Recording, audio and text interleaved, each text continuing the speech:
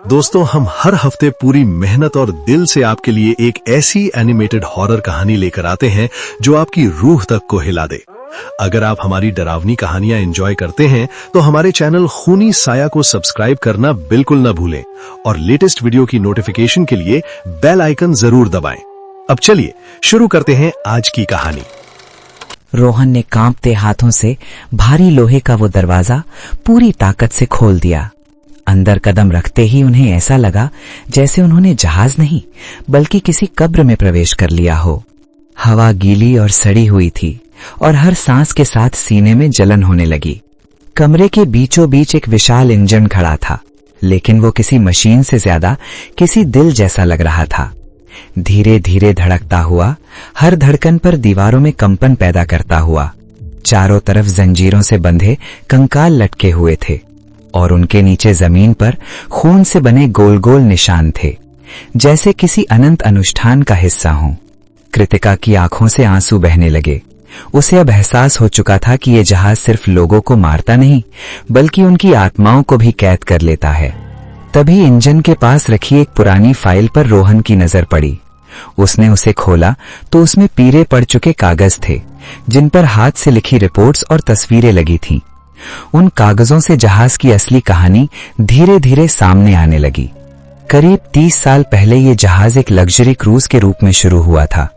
इसका नाम था ओशियन ग्रेस। पहले ही साल ये बेहद मशहूर हो गया था। हर हफ्ते पार्टियां होती थीं, अमीर लोग आते थे और समंदर के बीच ऐश की रातें मनाई जाती थीं। लेकिन उस चमक दमक के पीछे एक गंदा सच छिपा था। जहाज के मालिक और कप्तान मिलकर अवैध धंधे चलाते थे। मानव तस्करी, काले बाजार का सौदा और लोगों की गायबगी। जो यात्री ज्यादा सवाल पूछते वे अगली सुबह कभी नहीं मिलते। एक रात जहाज पर बहुत बड़ी पार्टी रखी गई। नशे, संगीत और अंधेपन में किसी को एहसास ही नहीं हुआ कि नीचे इंजन रूम में कुछ गड़बड़ चल रही है। कुछ कैदियों ने विद्रोह करने की कोशिश की। लड़ाई हुई, आग लगी और जहाज के निचले हिस्से में भयानक धमाका हुआ। लेकिन असली तबाही इसके बाद आई। मरते हुए कप्तान ने अपनी जान बचाने के लिए एक प्राचीन समुद्री अनुष्ठान किया। एक ऐसा श्राप जिसमें जहाज को जिंदा रखने के बदले सैकड़ों आत्माओं की बलि देनी थी। वो अनुष्ठान पूरा तो हो गया, लेकिन कीमत बेहद भयानक थी। जहाज डूबा नहीं बल्कि समंदर की सतह पर फंस गया, ना पूरी तरह जिंदा ना पूरी तरह मरा हुआ। जो भी उस पर चढ़ता उसकी आत्मा धीरे धीरे जहाज में समा जाती। पार्टी, म्यूजिक, हंसी, ये सब उसी श्राप का हिस्सा था, ताकि नए शिकार को फंसाया जा सके।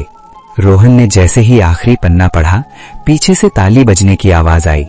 वही बूढ़ा आदमी अंधेरे से बाहर आया। अब उसका चेहरा बदल चुका था। त्वचा जगह जगह से सड़ चुकी थी और आंखों में इंसानियत का नामो निशान नहीं था। उसने बताया कि वो कभी इस जहाज का मैनेजर था।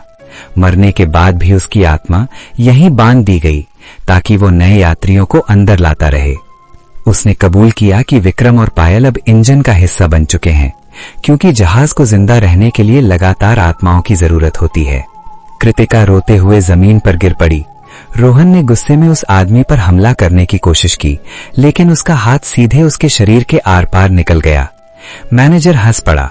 उसने कहा कि जहाज को सिर्फ एक ही चीज रोक सकती है, वही व्यक्ति जो बिना किसी लालच के किसी और को बचाने के लिए अपनी जान देने को तैयार हो। ये सुनकर रोहन को सब समझ में आ गया। उसने कृतिका की तरफ देखा। उसकी आंखों में डर था, लेकिन साथ ही जीने की चाह भी। रोहन ने उसे धीरे से पीछे हटने को कहा और खुद इंजन की तरफ बढ़ गया। उसने जंजीरों को पकड़ा। जैसे ही उसने इंजन को छुआ, उसे विक्रम और पायल की चीखें सुनाई दी। इंजन की धड़कन तेज हो गई और पूरा जहाज हिलने लगा। मैनेजर चिल्लाने लगा कि अगर इंजन टूट गया तो सब कुछ खत्म हो जाएगा। रोहन ने पूरी ताकत से जंजीरें खींची और खुद को इंजन के अंदर धकेल दिया। एक तेज रोशनी फैली और पूरे जहाज में चीखें गूंज उठी। कृतिका को पीछे जोरदार झटका लगा और वो बेहोश होकर गिर पड़ी।